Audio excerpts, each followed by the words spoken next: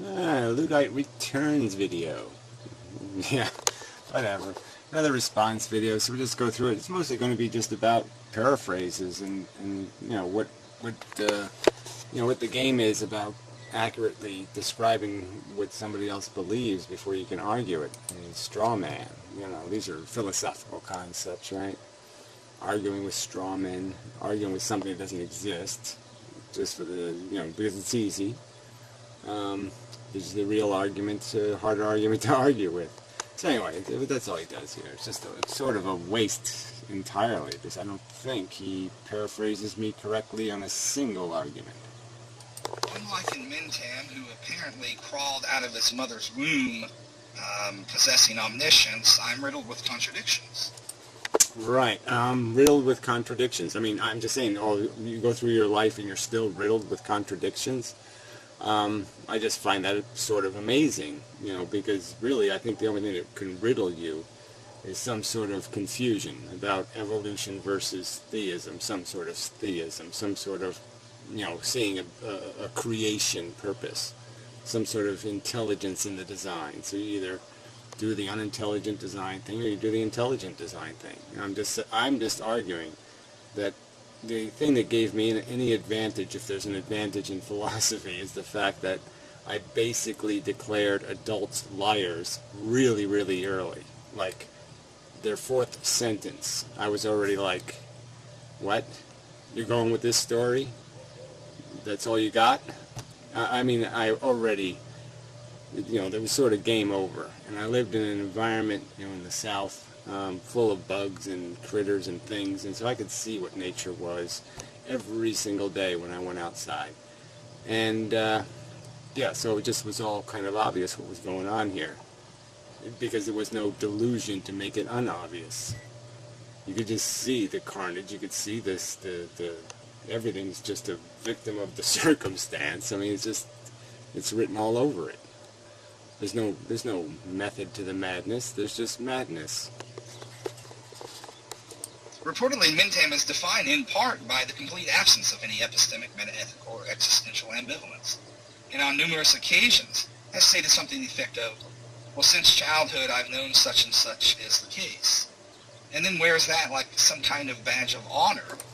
I don't do it for that purpose. I do it just to basically argue that these arguments are more about getting garbage out of your head, not putting the truth in your head. The real obstacle to the truth, and we see it all around the world, is that people already are clinging to bullshit. They're clinging to a lie. So it's not a fair fight. We're not fighting. The battle of ideas isn't taking place in some kind of honest arena.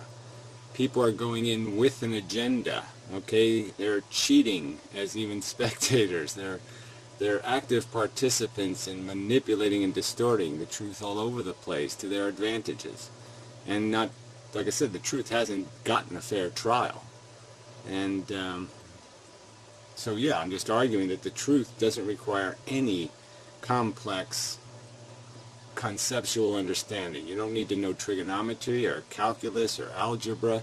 You don't have to read volumes of anything. You don't even have to read Darwin all the way through. It just isn't that complicated what's going on here. Instead of utilizing this as an opportunity for reconceptualization, to attempt to step outside yourself, as it were. Yeah, well, whatever. Again, so your premise is that somehow I was arguing that I had a stagnant, dogmatic belief, and it's not. It's just exactly the opposite. It's a belief system based on my impression. I arrived on Earth. They told me silly stories about Easter rabbits and Santa Clauses and gods. I said, this doesn't make any sense. If I was a god, why wouldn't I just say, hey, Gary, how you doing? What the secret, God hiding behind things, the whole thing was idiotic, silly, so obviously it's a bullshit story. The only alternative other explanation is that this horrid force that's making insects with gigantic pinchers and stingers and barbs, and every critter is covered with weapons. That's what nature's making. Snapping turtles. Side acts in truth conflation, and Instead, you've forged the definition of truth roughly as follows. Well, whatever Inmendham believes. Now, in such... Well, whatever. Again, this is a stupid argument to make, right? I mean, you know, I've explained what I believe and why I believe it. What is there for you to critique in that process? I have been forthcoming, honest. I try to find arguments. I go out of my way to deal with them. You know, what is this argument that it's according to Mendham? No, it's an argument. You can either buy it or not buy it. I'm not forcing it on anybody. I'm not charging anything for it. I'm not hiding it or veiling it or covering it up or using any kind of special language. I'm not doing anything but simply arguing that this is the truth. This is what we're caught up in. You either get it or you don't get it. And my argument is usually if you don't get it, it's for some kind of not good reason. Either you're dumb as a stick, okay, or you have an agenda already, and you don't like something changing the game rules. Times the problematic subject-object dichotomy is useful. Thank the good Lord in heaven that we don't have to first consult your neurology in attempting to obtain truth. Consult my neurology. Sorry, no. So you brought up subjective and objective again, and this is just not that complicated. There's a truth out there. Like pi, right? Pi is a relationship that exists. Now, it has no material form. There's nothing out there that has pi written on it. There's no representation of it that's just glaringly, this says it, okay? It doesn't just say it. You have to discover it. Intelligence has to discover it. It's going to be invisible. Pi is invisible to the ignorant. The relationship between circumference and diameter. It's invisible to the ignorant. And it's only through intelligence that you discover the relationship. And value is the same kind of discovery. It's not going to have a material form. It's a description of relationship. And the relationship is the feeling organism, in my opinion, relationship to this thing we call important or meaningful, substantive, value. You purport to argue the arguments, which is goddamn frustrating because you're more than prone to default back into the ideological circle of protection where argument is no longer relevant. Yeah, you won't provide any evidence for that one at all. So begins the slanders, right? They really are just slanders because I have made myself pretty clear.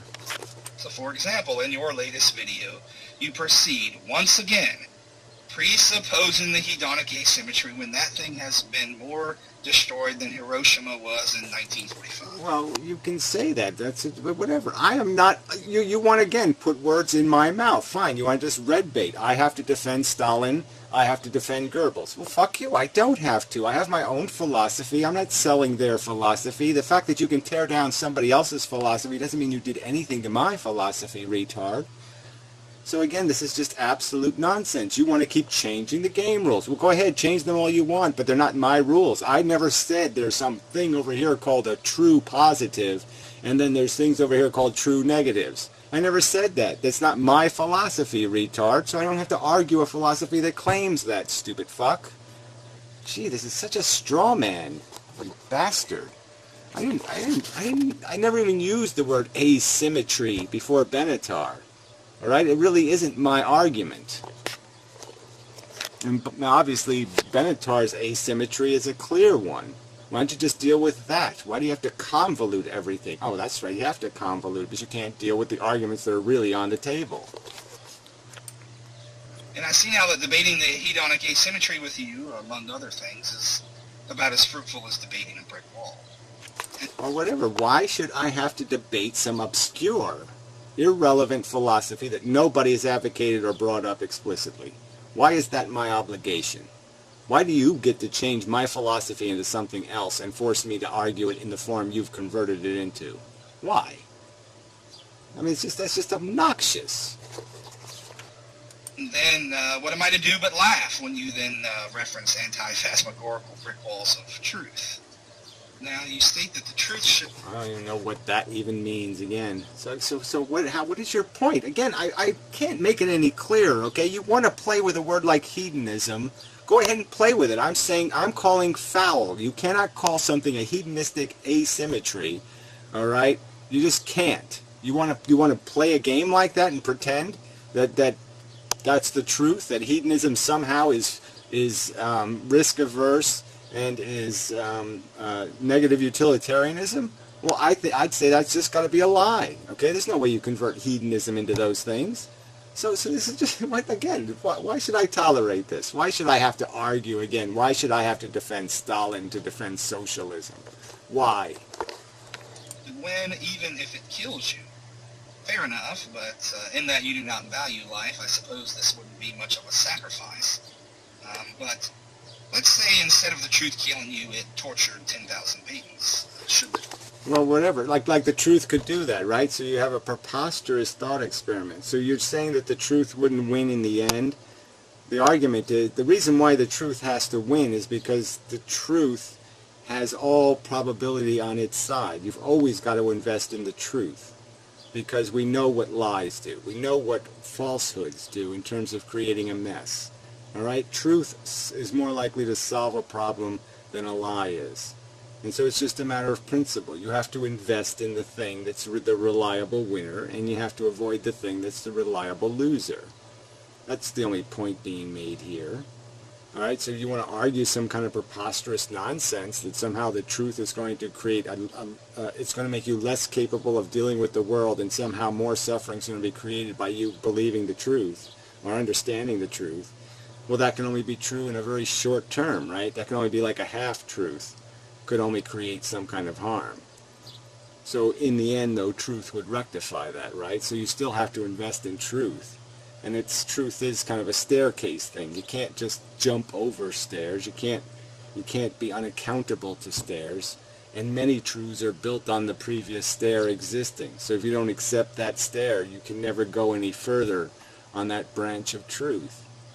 Right? So that's part of the obligation here, because a little knowledge is a dangerous thing. Yes, that's true, but ultimate knowledge isn't. And that's where you're heading. truth win? I mean, you value truth that much. What's interesting here is you've introduced a norm. Well, I'm just saying that philosophers especially cannot play a game with the truth. Their whole job is either to accurately describe or prescribe. That's the job of the philosopher, person describing and prescribing, diagnosing and prescription. This isn't complicated. And you can't do that with lies and nonsense. Not reliably. To value as against metaphysical hedonism, in your case coupled with negative utilitarianism, such that only one's averse affective states are evaluatively relevant. I thought that... Like that even makes any sense. Again, there's two parts to your existence. There's your personal, subjective, psychological experience. And then if you're going to be a thinking person, there's the character of your understanding, okay? The knowledge base, the information's credibility, and your interpretations, what you've done to it. How you've molested those truths into some theory or some postulate, some prediction, and that's a measurable, credible thing. So one, you're going to be living as a personal, subjective thing, your psychology, your happiness. The other is a bigger picture, your influence on the world, your understanding of the truth. So if you're going to be a philosopher, truth matters. What the hell did this pop up for? Hopefully there's nothing important. The whole fucking point of your virtual reality was to escape the awful truths of existence. Right. I never proposed virtual reality as a place to go to seek the truth. That wasn't the point of virtual reality. The point of virtual reality was to create a fail-safe environment for human psychologies. It was to entertain the animals. It was to build a zoo. You don't build zoos to do philosophy. It wasn't a place that was supposed to have anything to do with the truth. It was a place that had to do with everything to do with what humans need, their human psychology. It was an overt premise of my proposal for virtual reality that the world be fake, that it take reality out of reality, it take all the bad bits out, it weed reality of reality. That's the whole point of it. So again, what is this? This is just such a grotesque straw man. I mean, I couldn't have been more overt in my statement. So to imply that I suggested we go to virtual reality to do philosophy, that's fucking idiotic. And certainly can't be, you certainly can't defend that with a quote anywhere where I said, yes, go to virtual reality and do hard thinking, hard depressing thinking. No, I don't think so. Shit for brain. And in that it would not be irrational to not enter into said virtual reality. There must be something wrong with the metaethical position of welfare hedonism. That is... Again, so you use hedonism again. That's what, the fifth time in this video? So again, you're doing exactly what I stated you're doing. You're just using it as a slander word. You're fucking pedophile. You're just a molester of everything. It doesn't matter what it is, you will molest it. Fuck. Other than pleasurable and adverse affective states, it is evaluatively valid to consider the intrinsic value of perhaps creativity, autonomy, persons, truth, integrity, and so on. Well, you can do all that you want to. You can write a theory that all this psycho crap, okay, that somehow there's greater glory in somebody winning a real gold medal than in some a retard winning the Special Olympics and thinking he won a real gold medal. That somehow there's a qualitative real difference between these things. You can pretend, you can propose that as a theory, and I'll ridicule and mock it as just absolute nonsense, because these perceptions don't matter. You want to pretend that some of your little horninesses mean something, that these are really valuable things that you're horny for? No, I'm sorry, they're not. They're contrivances of your psychology. There's no intrinsic value in the thing, in the glory, in the your ambitions, unless your ambition is to cure cancer. Beyond that, your ambitions are shit. In principle, the virtual reality solution is no different than the opium of religion. Oh, please. I feel, frankly, even the religious would to point out to you that opium sucks. That religion doesn't exactly give you a great day. It's not exactly a great life. Sorry, I really don't see religion as an opiate in the fun sense. It's an opiate in an addiction sense. And now you're controlled by the addiction to the silly philosophy. But it's not an opiate in the fun sense at all. And virtual reality is, come on, fuck you, you idiot. I mean, all you need is a little bit of imagination to imagine virtual reality being one hell of a good time. One makes boners, one kills boners. Not complicated. Though assuming truth as value, perhaps with even less integrity. Because... Yeah, whatever. Again, virtual reality isn't intended to have any philosophical integrity. You don't go there to have integrity. You go there to have a good time. Retard. At least religious persons may so adhere to the doctrines of their faith, though it may be an opium, not because it's an opium, but because they believe it true, even if objectively untrue.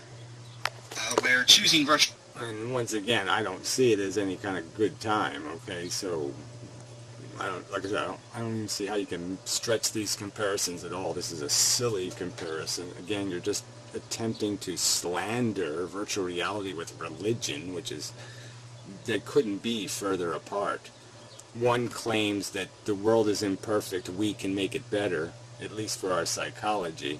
The other claims a God created it, you can't touch it, you can't do anything, we can't make it better, God knew what he was doing.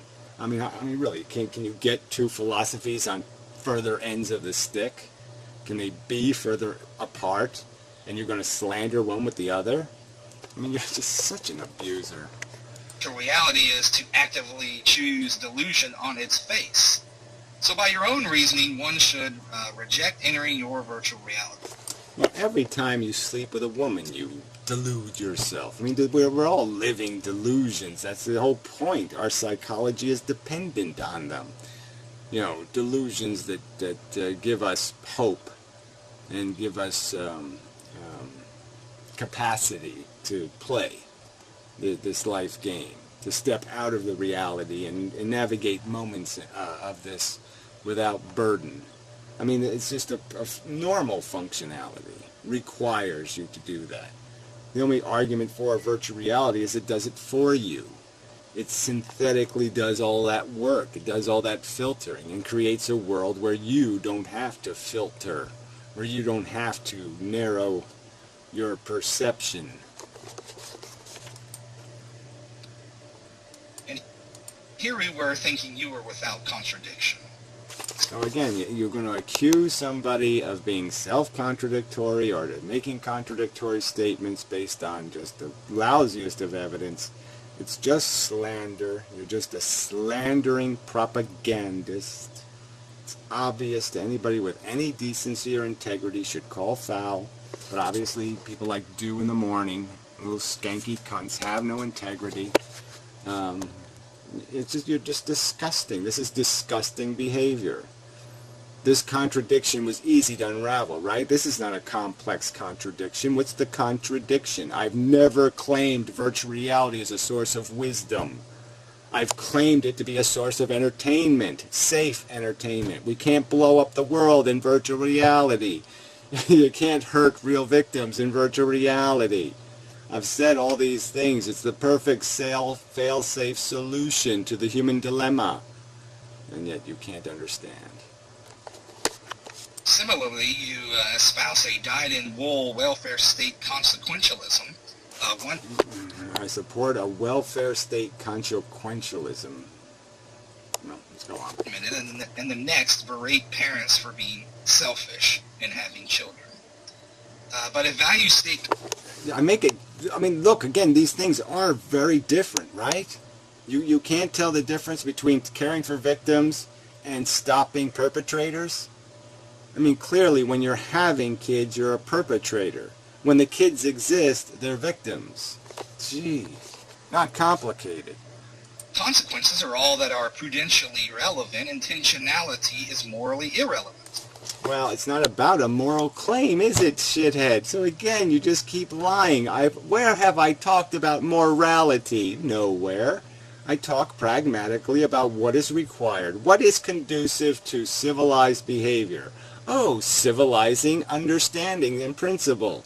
That's right, you have to understand a few principles before you can be civilized. If you don't understand those principles, you're not likely to be civilized. If you don't know sentient things feel, then you're not likely to take account of their welfare. If you think the only kids that matter are your kids, then yeah, you'll neglect other kids. Right? We can just keep extending the scale. Obviously, the slave owners had a huge perceptual limitation. They minimized something into non-existence, into not having existence as its real substance. They took its substance away through thought crimes. Okay, and they're that obvious. So it's just such a fucking, again, you're just such a slandering weasel. In pointing to demographic trends, is it more reasonable to believe that there is some mass trend towards the unselfish adoption of antinatalism, where personal desires and inclinations are set aside in the name of some? No, there's no setting aside. Most people don't want the hassle. They don't want the responsibility, right? So they have like one child. That's all. Lots of couples have one child, and that's all they have. And then on the whole big pile have just two. So they don't do that 0.1 or 0.3, however the math is you do. That's going to indicate perpetuation of the race, of the species. So yeah, that's what most people are doing. They're just concluding, I don't need this shit. They're not making a statement. I'm not claiming they're making a statement beyond their statement being, oh, this apparently isn't something everybody is just so obsessed with, and they just have to have 2.1 children or more. No, they don't have to do any of that, apparently. And apparently you wish to placate the minority that does. You wish to say they are human, and the rest of us are not. The majority who don't have 3 kids are in some way flawed, and the people whose needs and wants and desires and expectations have to be placated, and we all have to be taxed out of existence to placate, they're the ones who have the real desires. No, I'm sorry. Fail. Transperspectival higher good? Or are people more inclined by our colloquially hedonistic culture to not have children precisely because they are more selfish? Yeah, again, to make any argument that people do anything for something other than selfish reasons is stupid. So yeah, the ones not having kids are doing it for selfish reasons, most of them. But I would almost argue, no, there's a huge percentage of those people that are probably not doing it because they're afraid to do it. They are afraid. They recognize downside risk. They recognize this is one hell of a thing to get into. They recognize they should have more money in the bank. They recognize it's a big giant responsibility and that slows them the fuck down. So I'm sure there's a huge percentage of the under 2 kid producers who have been stopped by apprehensions, by understanding consequences. So that would be, in my opinion, a description of something unselfish. They've given it enough thought to recognize that they don't have a right to fuck with something. They either do it right or they don't do it at all. That's kind of an unselfish principle. So it's intrinsically irrelevant when persons don't have children because said persons are uppermost in their own affections, self-absorbed, but intrinsically relevant otherwise. Suddenly the intentionality of would-be parents is supremely relevant. Well, I've never stated it. So again, another falsehood, another straw man, another lie, another slander. That's never been a component of my argument validating their thoughts on the subject. That's not the point. The point is you people are advocating or arguing that somehow everybody has to, like, it's like the carnivorism is a necessity. And I'm just pointing out the argument. Apparently it's not a necessity, that most people don't need to do it. And therefore we can look at the minority and recognize them for what they are, deviant. Forgive me if I ever accused you of being consistent. And on the issue of selfishness, I mean, again, that's just such a gross accusation. You're going to accuse somebody to be inconsistent based on that kind of convoluted logic, and people are going to let you get away with it. But I mean, it's just disgusting. You're a disgusting debater. You're a disgusting human being to pull crap like that. I mean, really, it's just fucking disgusting to misparaphrase arguments that way for just so you can sit there and pretend there's a contradiction when there isn't. I mean, it's just disgusting. You so suck. You petty, petty, petty little loser. you forewarn potential parents that they might bring into being a person such as yourself. A person who has nothing but contempt for the fact of his existence. A person who would rather not have been. And ask what their response would be. Well, I would ask, who is being more selfish in Inmendham? The parents who would bring you into existence, or you who would demand an end to human existence because you're unhappy with being brought into existence? Well, there you go. So again, another grotesque perversion of the statement being made. I obviously can't prevent myself from existing. I'm already stuck here. So what's my self-interest in stopping the next victim? How is that selfish? Explain it to me. How is it selfish for me to sit there and prevent somebody else from existing? How do I selfishly gain from that? How does that make my existence go away? How does that make time go back and unbirth me? Quite obviously it can't. So my argument I'm just saying from life experience, this is the price you will pay for keep playing with the fire. This is the burning that will take place. And that burning, in my opinion, is just going to keep getting more and more and more. The scream is going to keep getting louder. And the only thing that's allowing you people to step over it and ignore it is ignorance and obstinance.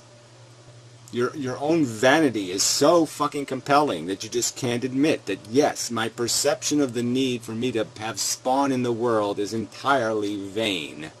And that I really don't care about human existence. I really do just care about the existence of what I care about. My kind of people, quote unquote.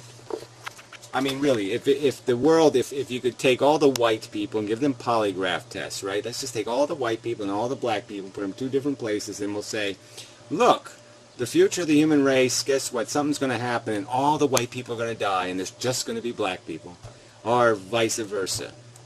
And I just bet there'd be a whole bunch of white people who all of a sudden wouldn't be so enthusiastic about the human presence on Earth if the only kind of humans traveling in space or doing any of this conquesting of the universe were black people. And vice versa, of course. So it's all built out of your fucking vanity, all built out of your bigotries, and you're just not man enough to admit it. There's nothing else going on here for this future necessity you want to project. All it's made out of is your vanity. Vanity, vanity, vanity. That's all. It's nothing else. The very question you ask is disgustingly self-absorbed. It reeks. Again, so asking somebody asking a drunk driver to justify the dead kid is outrageous. Well, that's outrageous. You don't have any right to do that. No. Especially you don't have any right to do that if you're going to legislate against drunk driving. We have a right to make a mistake. We have a right to impose a penalty. Okay, it's just the price of it, and it's an acceptable price. And you don't have a right to critique the price or complain about the price because we don't fucking care. That's all you're saying. You're just saying it really loudly. I don't care. All right, fuck you, victim. That's all you're saying.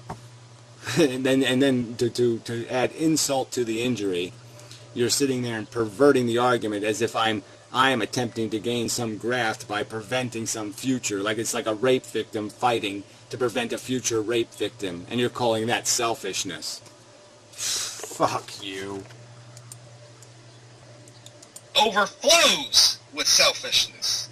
Now, you ask for justification, apparently unable to see that it's a loaded question. Oh, loaded how? I mean, again, it's just amazing. No, it's a simple act, okay? I mean, really, it's a simple act.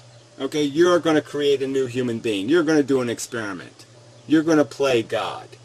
And we know statistically what the likelihoods are. We know the end game.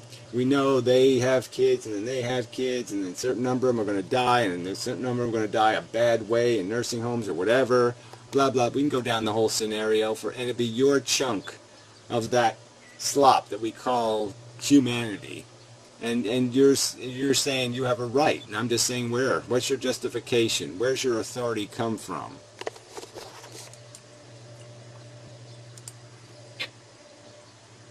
Contains propositions intrinsic to the question that you don't bother to defend.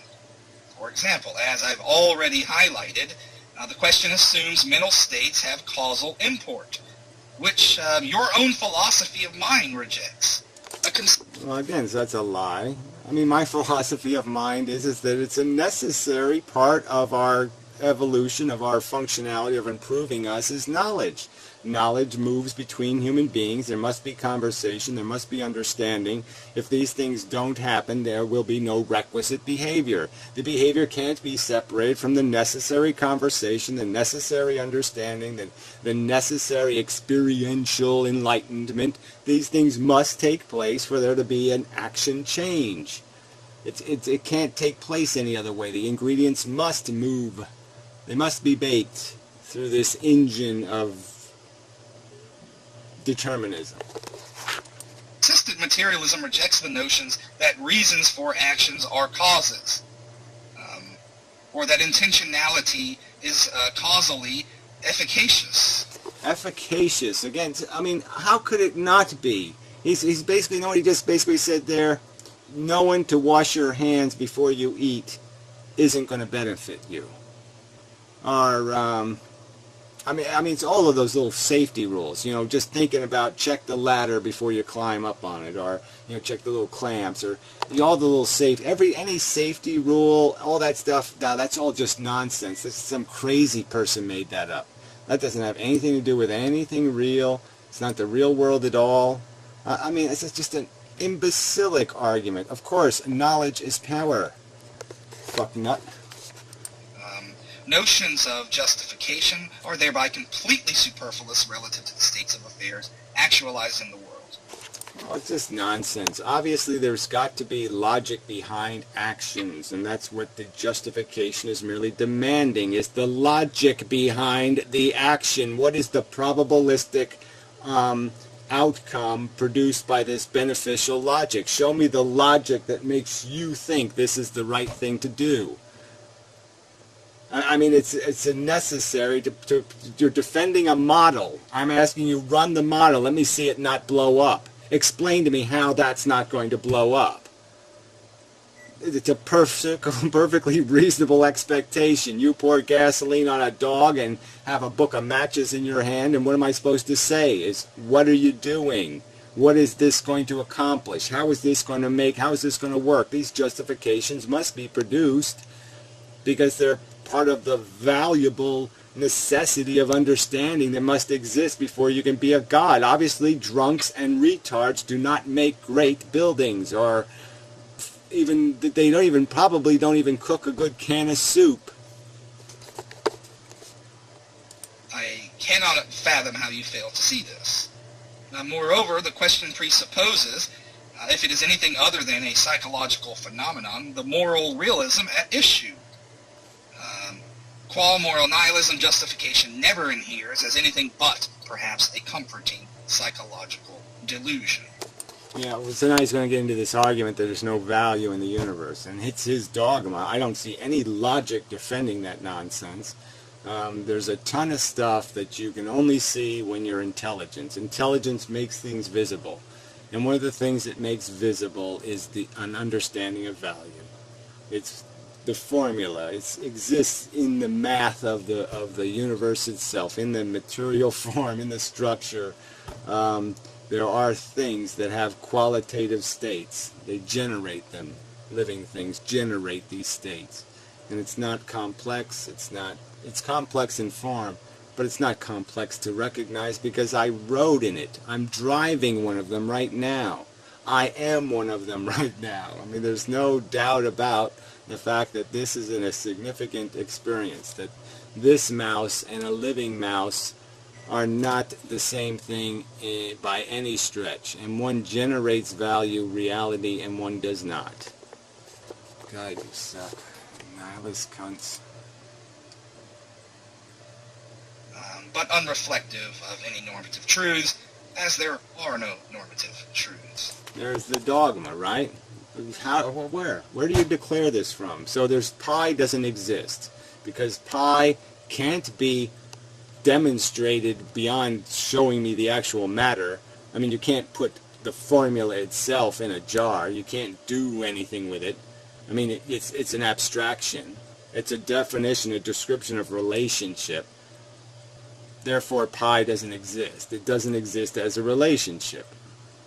I mean, there's going to be things in this world that are not going to be materially obvious. They're not going to, matter against matter. They're going to be concept against concept. But fuck you. And it is here you always default back into the ideological circle of protection, crying suffering matters, which, of course, doesn't establish shit. Well, whatever. My personal experience does establish shit for me, anyway.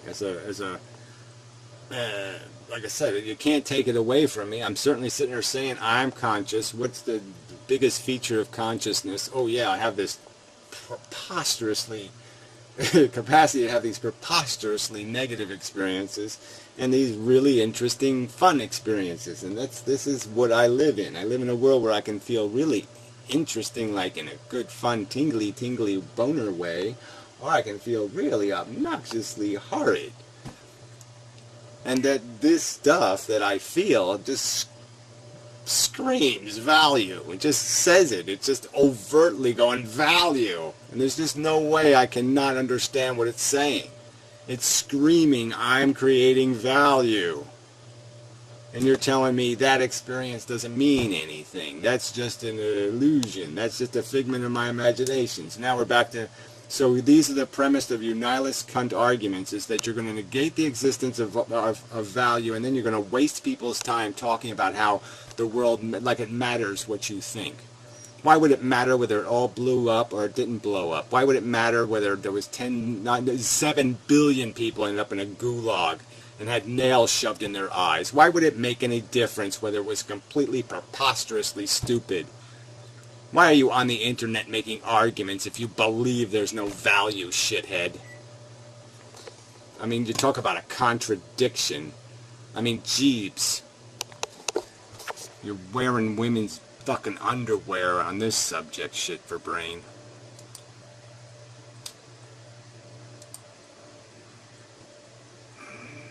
Hit the button. Damn it. Fuck. And such. What's ironic here is that Poodles for Susan uploaded a video essentially chastising natalists for understanding value as divorced from concrete qualitative experience, as a variation of abstract property. And that is exactly what the statement "suffering matters" is, an expression of. It's a proposition as abstract object, a universal, as it were, which of course invites the centuries-long debate between nominalists and...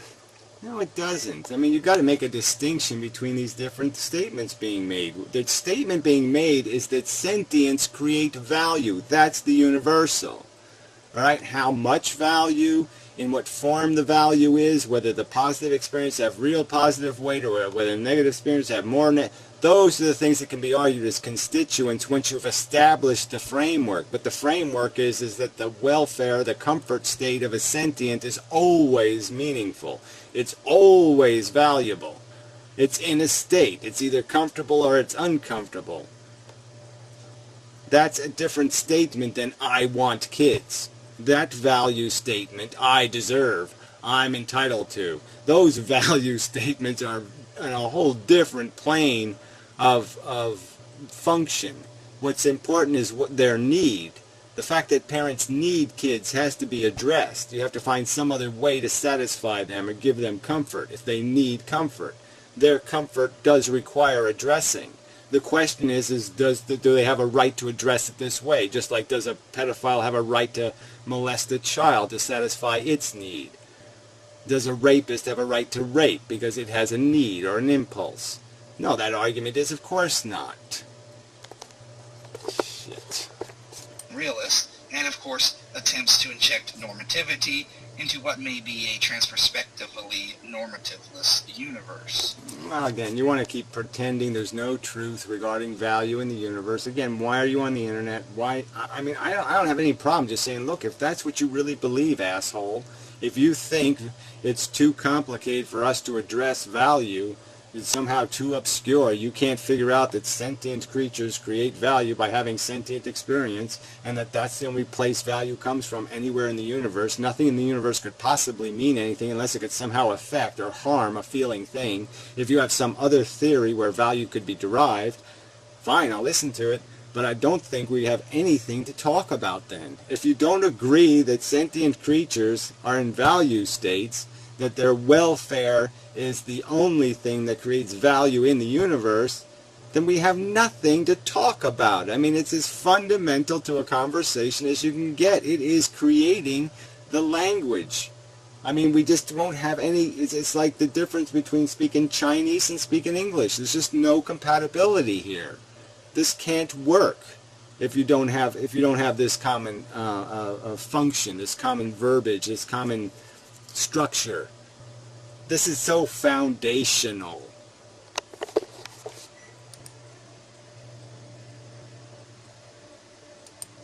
I mean, I personally just would have I have no anything. I have nothing to say to people who have no capacity to recognize that truth, to tell you the truth. I mean, you're worse than goddamn animals. Animals are ignorant. You people are willfully trying to destroy the truth. Because the truth is in your face, fucker. It's in your own goddamn psychology right the fuck now, screaming at you. Now, I want to offer a public apology to the spirit of Emmanuel Levinas. If you're out there, spirit, huh? Mr. Levinas, I'm sorry. I should have known better.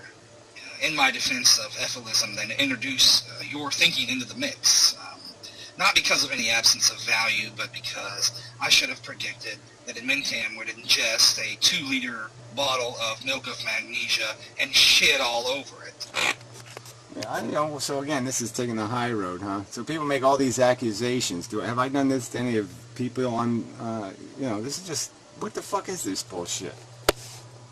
I mean, fuck. I mean, you sit there and will argue that I somehow have lost credibility because of some contradiction, and you pull this kind of shit, right? And then you weasels complain about my rhetoric? 2 in the morning? I mean, could you be a more duplicitous cunt? You endorse this as an argument tactic? And as to this French philosopher, why should he be any different than all the other 9,678,000 philosophers I couldn't give a fuck about? I mean, really, we're sitting here in the modern age with a ton of all this new information we've gleaned in the last 100 years, and you assholes want to sit there and throw philosophers at each other. Dead ones. You want to argue with dead philosophers. It's like you're holding them with their legs, and you're trying to bash each other over the head with dead philosophers. I mean, it's preposterously stupid and ignorant. Either you make an argument you can defend, or you don't. But what is this need to do all this quoting? What is the need for this, beyond the fact that somebody has a great quote? I mean, if there's a great quote, it's a great quote. But some are a lot, better than others. I mean, I love the Einstein quote, that, time is an illusion. And he says it's one hell of an illusion. Well, that's just a good argument, man. Doesn't matter whether Einstein said it or Joe Smo said it. It's just a good fucking way to say, yeah, illusion doesn't mean it isn't real. So, dear spirit of Levinas, I hope you can forgive me again. Yeah, even the insincerity of that, right? I wonder how much this guy, this Levinas guy, you have so much respect for him that you will talk about him right in the middle of doing that. I mean, he was a philosopher of so little integrity or discipline or principles that he would have found that a great argument. So in your apology, you malign his credibility in a sense. There's no other way to look at it. I mean, frankly, I wouldn't find it, it almost demonstrates just how preposterous your ego is. I mean, you really are egomaniacally preposterous. I mean, that's why you probably have all these tattoos and all the rest of this stuff, is because you have this monstrous, huge, giant, unrestrainable ego.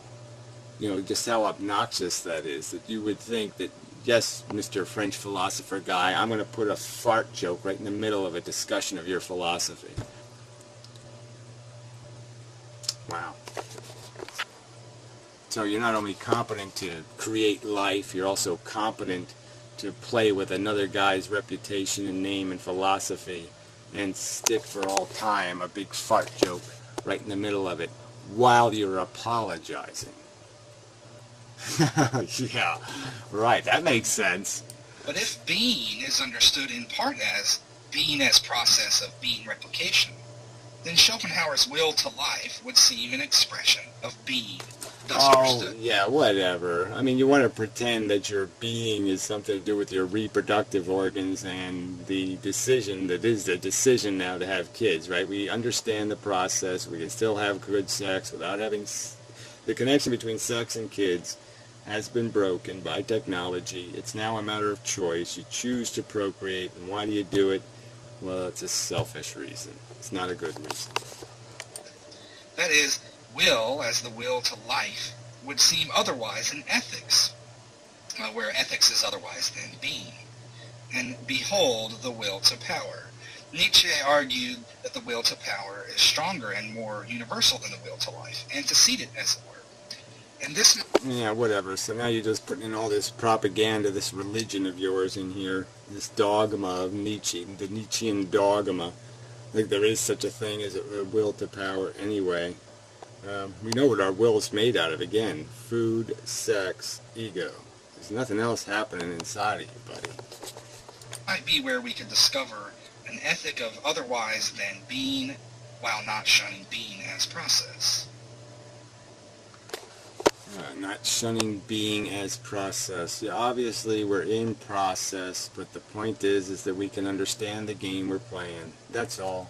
So he's saying just play the game, don't think about the rules. And don't ever suggest changing any of the rules. Just do what the DNA molecule says. Don't think anything else. Don't listen to anybody else. I mean, it's like the most draconian of the fundies. Don't hear any outside influences. Don't dare. It's a threat to your being. It's a threat to your recklessness. It's a threat to your stupidity. It's a threat to the waste and squander that'll be your life if you choose to be rude to the truth. Dumbasses. Anyway, really disgusting. What a disgusting creature. So, 13 likes, no dislikes. So he has a fart humor in it, and the whole video is mischaracterizations. The whole video. So it's just more lying Nietzschean atheists. So yeah, I mean, so keep arguing that somehow the threat is the Christian lunatics, when this is what atheists do to the truth. This is how big a rape they'll do to the truth.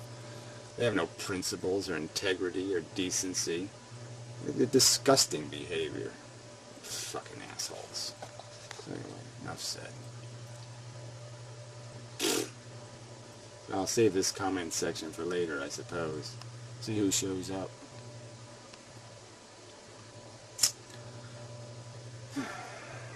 To think of some appropriate response beyond this hour of defending myself against lies and slander.